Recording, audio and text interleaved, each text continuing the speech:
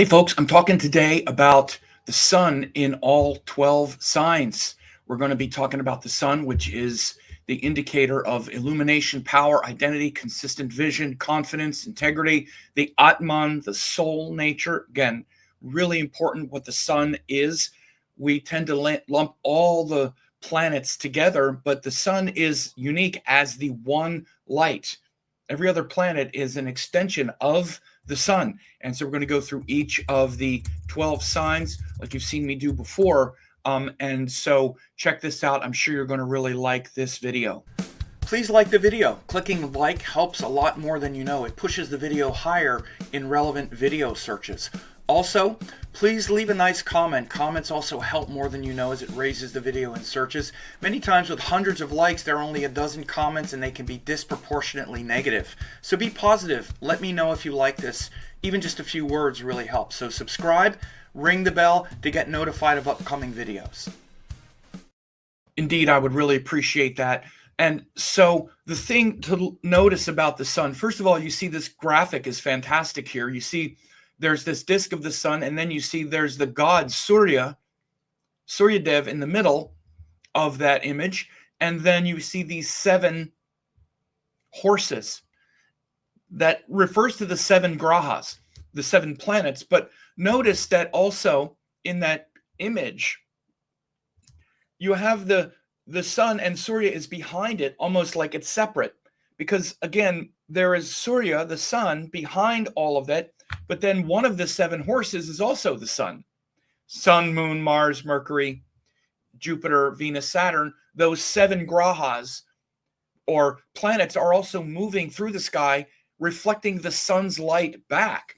So even in all of those planets, they are all aspects of the sun. And in fact, there's a great story in the Indian literature where the sun was so bright that at one point, Vishwakarma, who was the celestial architect, had to trim his energy back a little bit. So he put him on the cosmic lathe. A lathe is a metalworking machine that, trims down metal. And the sparks that flew off created the other planets. So the light that we see, like the reason we're able to see Jupiter and the reason we're able to see the moon even, is because of the sun. It's sunlight. It's not moonlight. There's no such thing as moonlight. It's the light of the sun bouncing off the moon. There's no such thing as Jupiter light. That is sunlight bouncing off of Jupiter. And so Surya, who is the god inside the sun, Surya Dev, is here depicted in this picture. And he's also sitting on the chariot up there. And then the 7 grahas are pulling the energy of the Atman forward. Because you see one of these images down here, one of these attributes is Atman, or soul.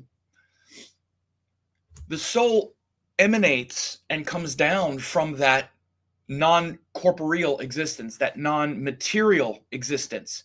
We're not just a body living here on earth.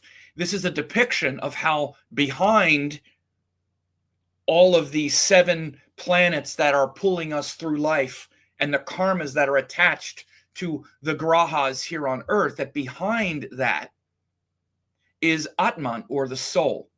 And the way you can understand this is that, for example, when we say namaste, we're saying the light in me sees the light in you. And it's the same light. It's one light. It's the light of the sun, not the reflection in each of us. So they use an example of pots of water in the sun, like a container of water in the sun. We're like a container of water in the sun.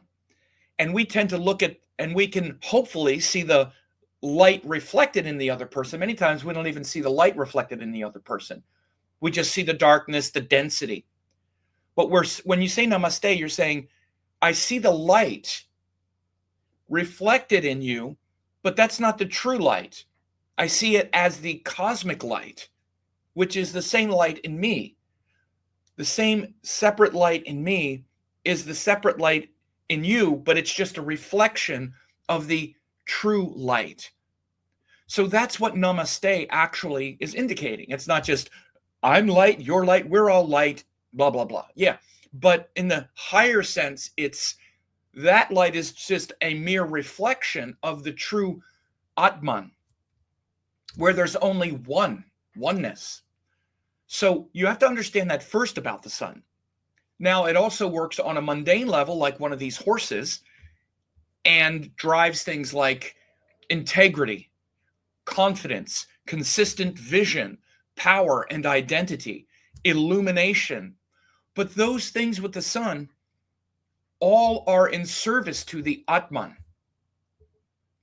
And what it's effectively burning off the impurities gathered by this lifetime,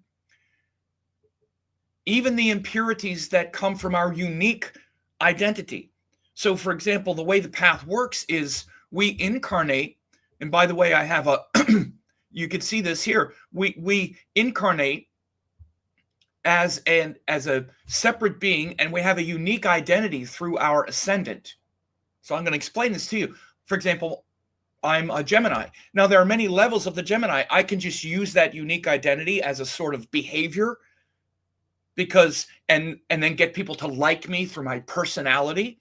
Or I can go into that deeper unique identity as Gemini, which is to connect the details and to blah, blah, and to ascend that higher unique identity. But that's through the ascendant. But then there's also the ego, which also revolves around the third house and the third house ruler. That's not even related to our unique identity that we're meant to step into. That's actually just our desires. So that's another level of false identity. And the reason I'm talking about these things, because again, when I mentioned integrity, this is what integrity is in contrast to. In contrast to integrity, you have all of these other confusing aspects of self, of who we are. The sun, that Atman, is the transcendent identity, and it's trying to burn off all of the illusions of separate identity, which includes the lower qualities of our personality through the ascendant, the traps and suffering we get into through our desires, and also our moon and our emotional identity, because underneath it all, we can just tend to identify with just how we feel about everything. Oh, yes, I am how I feel. And by the way, when emotions take us over, it's like our whole identity revolves around how we feel. So the sun is the transcendent identity behind all of that. And by the way, this is a page to a reading where you could get you could save, what is it?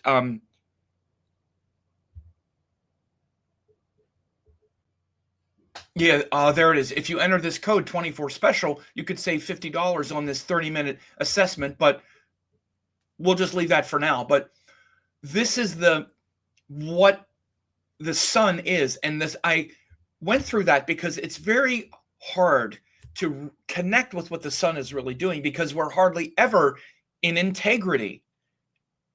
Most don't even know what integrity feels like through the sun.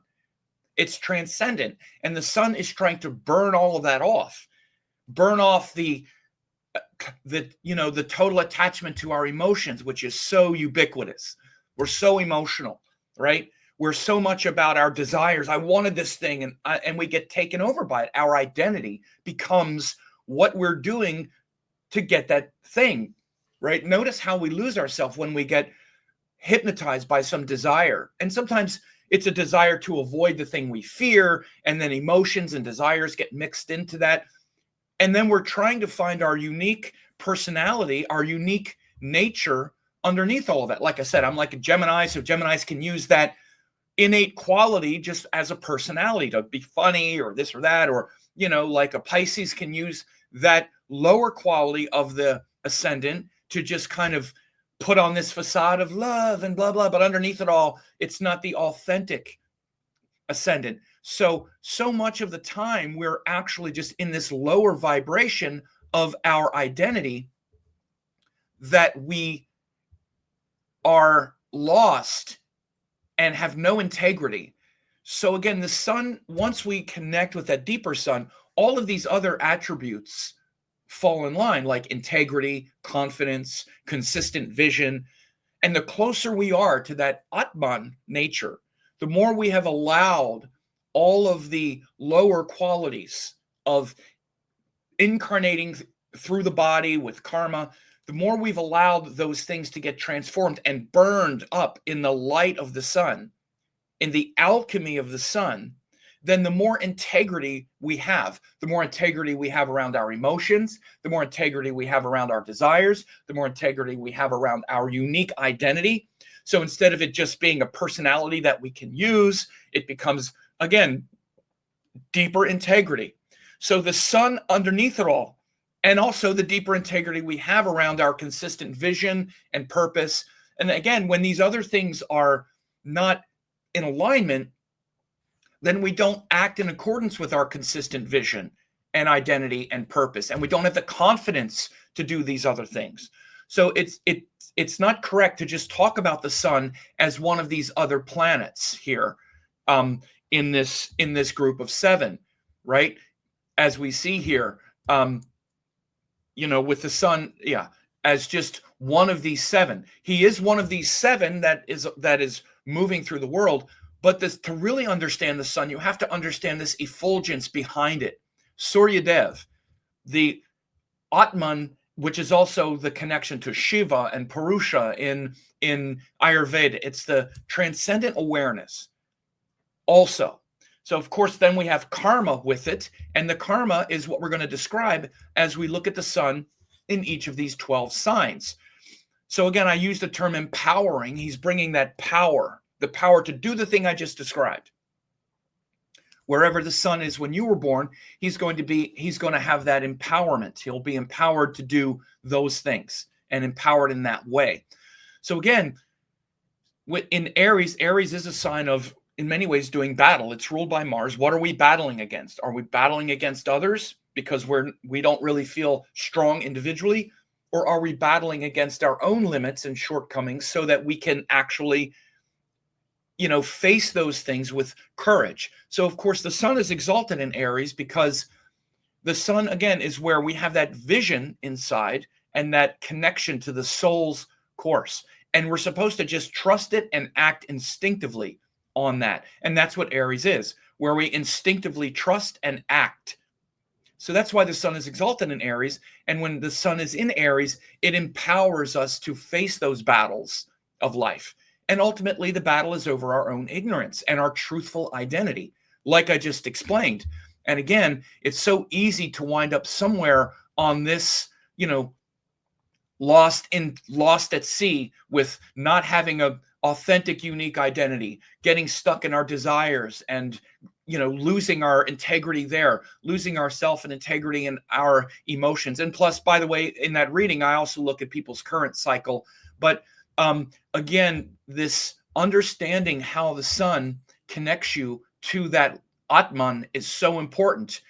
And so each one of these signs is going to show how you're connected as part of that larger reading. But so the sun is, so when the sun's in Aries, it empowers those battles. Again, Taurus comes next, and that identity then filters down into all of these habits, routines, connected to our values. So you can see who someone really is by what they value and what they do, how they spend their money, their food, their lifestyle habits and choices. When the sun is in Taurus, it's trying to illuminate and purify that aspect of life. Remember, the sun is this is why it's called a functional malefic. Again, it's called a functional malefic because it disrupts our pleasure cycle and happiness. It's trying to burn off all the impurities of the things I just mentioned, that comfort zone, because our ego hides out in the comfort zone of our false personality or our personality and false identity, our emotions. This is where impurities hang, and the ego hangs out in that, not to mention our desires.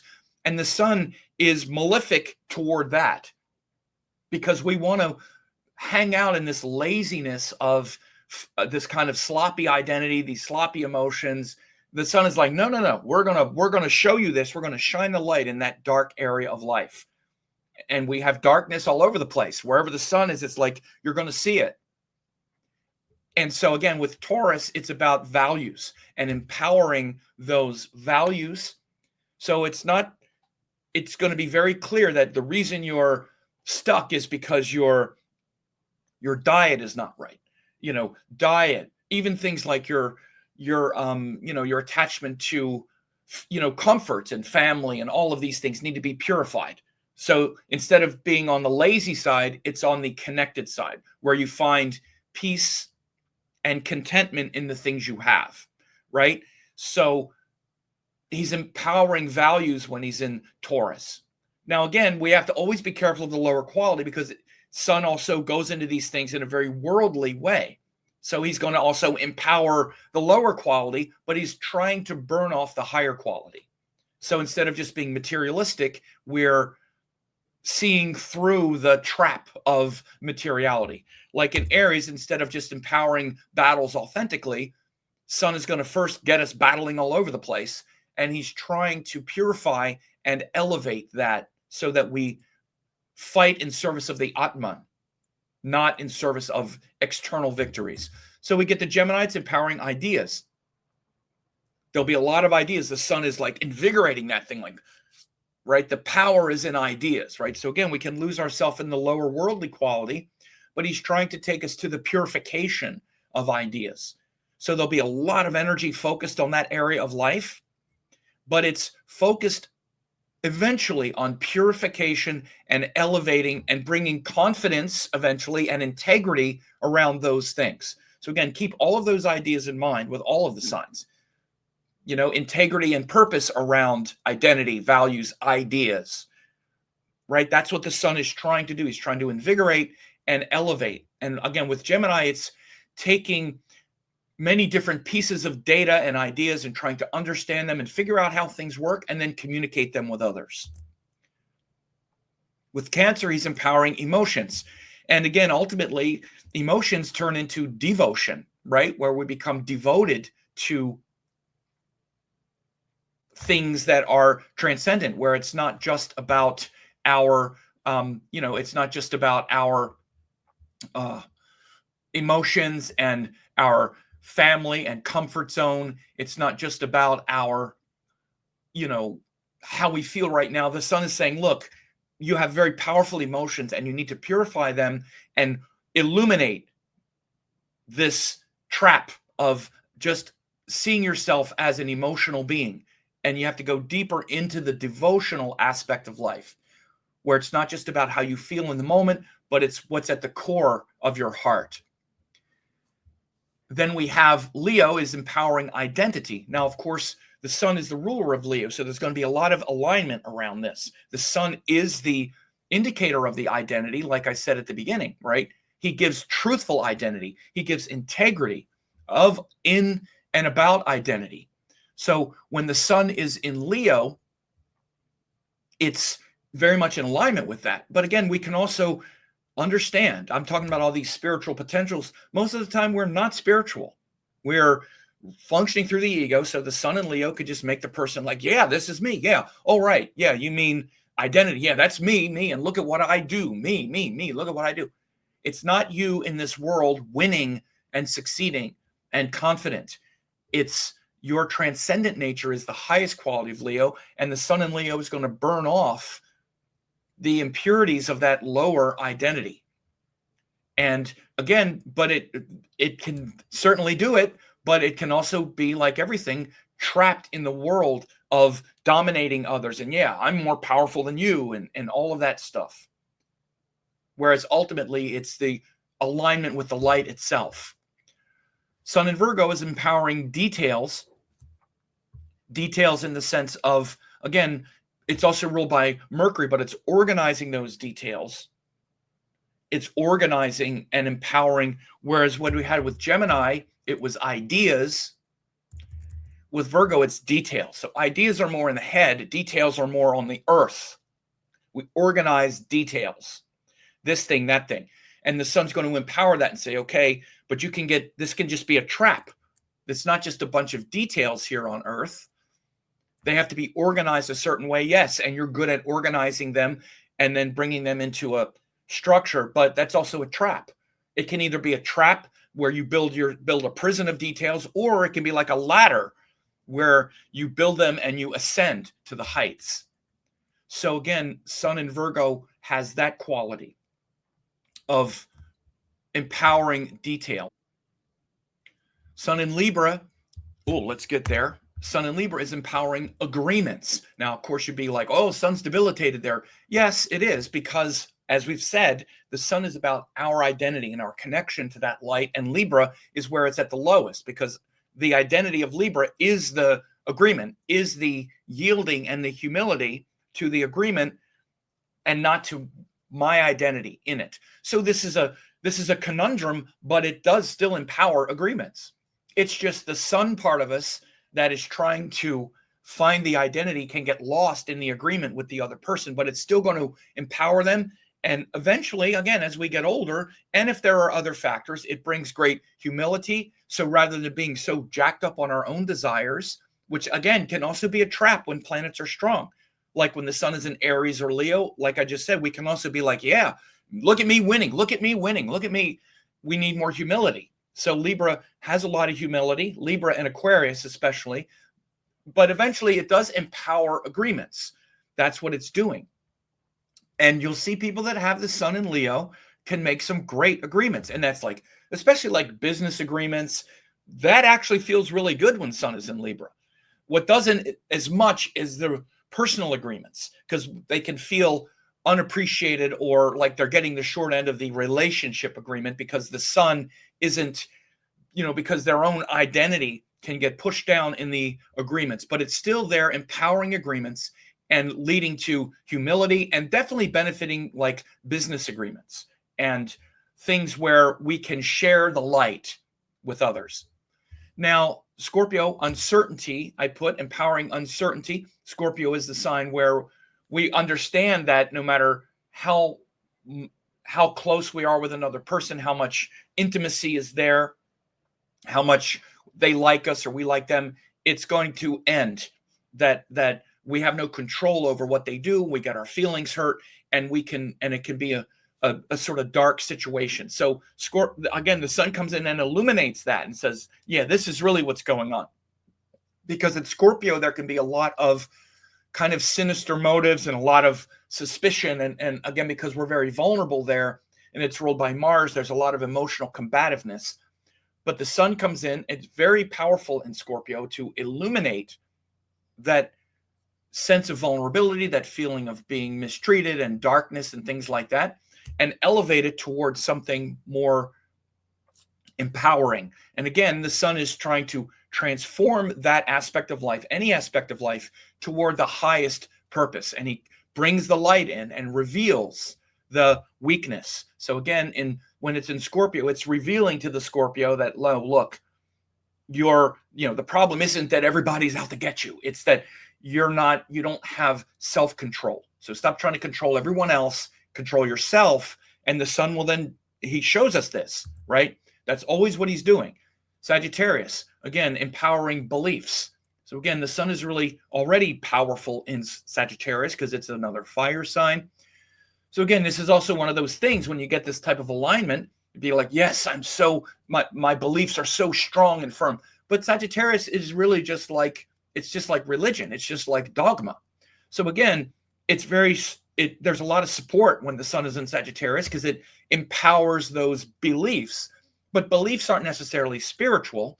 It's like religion. And we believe it, but we can believe anything, right? So again, the highest quality of the Sun is to burn off just the dogma, the dogmatic aspect of Sagittarius.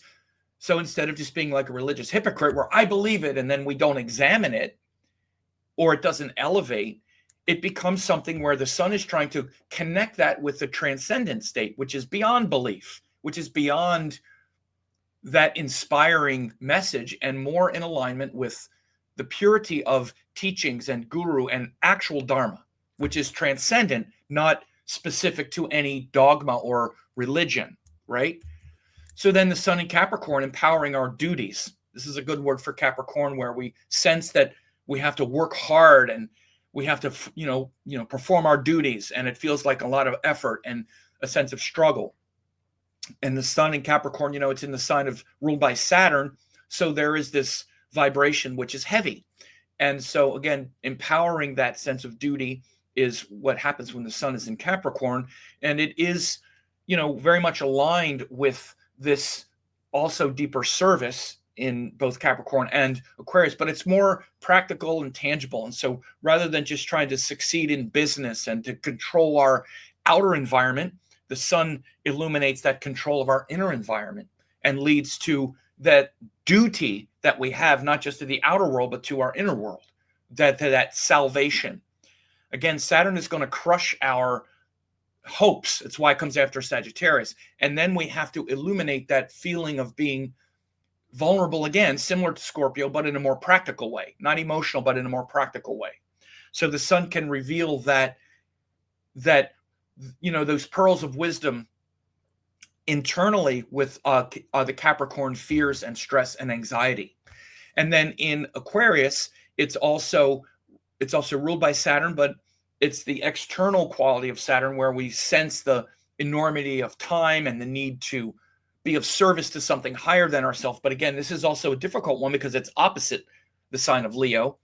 So our identity is at its lowest in Libra and Aquarius, right? Gemini, it's dispersed, but it's not as much. But Libra and Aquarius, so this is where we can tend to lack the confidence, lack the focus, because again, it's opposite Leo, where Leo is like the king, me, and Aquarius is like everybody else. Aquarius is literally where everybody else is important. Everybody else as a group is important. Libra is this other person is important. So again, what the sun does is it illuminates that transcendent identity of Aquarius and leads us to service. So it's empowering that aspect of service. So rather than saying, I don't matter at all, everybody else matters, which is the downfall of Aquarius. Again, the downfall of Libra is I don't matter at all. This other person that I'm in the agreement with matters. Again, that's what the crisis of the sun feels like here. It does happen, but the sun illuminates that and says, no, wait a minute. I also have value and worth, and I need to step into that aspect of the light. Okay. And then finally, the sun in Pisces empowering surrender, where, again, similar to Sagittarius, which is also ruled by Jupiter, but it's more metaphysical, cosmic, mystical, not religious like Sagittarius, but again, cosmic, mystical, like everything is just taking care of itself anyway. And I'm just one fish in the gigantic ocean, and where we can tend to feel powerless.